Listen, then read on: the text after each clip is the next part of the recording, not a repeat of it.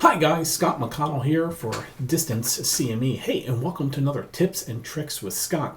Little pearls of wisdom that I've either thought of myself or picked up over the last 25 plus years of being in EMS. So have three good ones for you this time. First, new EMT students. This is definitely for you.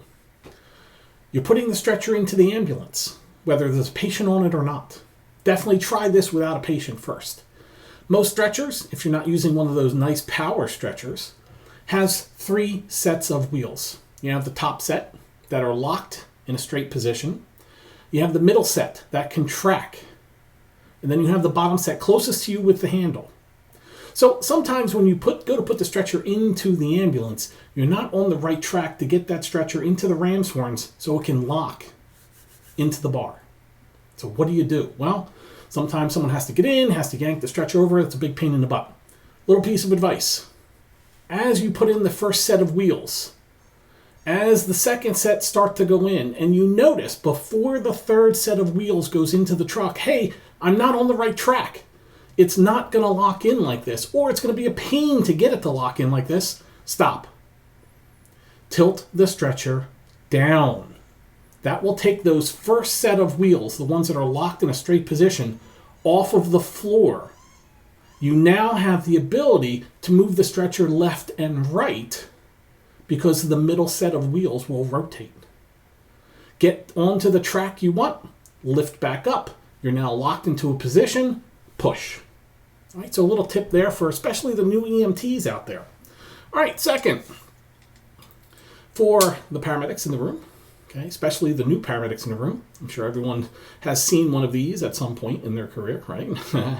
I'll tell you, I have noticed a lot of people, especially new paramedics, people going into paramedic school, learning to intubate, always want to hold just like that, okay? Well, if you don't have a lot of forearm strength, holding it this high up creates, it makes it much, much more difficult to intubate. I personally like to hold it down here. Okay, so for me, this works a lot better. Of course, I personally don't like Miller blades, just mashing all the structures up. I kind of more of a Mac person. I like that finesse. If you ever get the opportunity to look at airwaycam.com, Dan Levitan's bimanual intubation technique, that's something that's really great. Macintosh blade tip goes into the vallecula, never really seats well. Before you reach for the tube, reach around and manipulate the vallecula so the tip of the Macintosh blade sits in the vallecula better, and then you can lift up and away. So I also personally don't like the adult handle. I like either the pediatric handle or a stubby handle. Okay, that way you get to hold it lower and you get that fulcrum action. You're able to lift up and away like that. A little bit better. I personally like that. Right?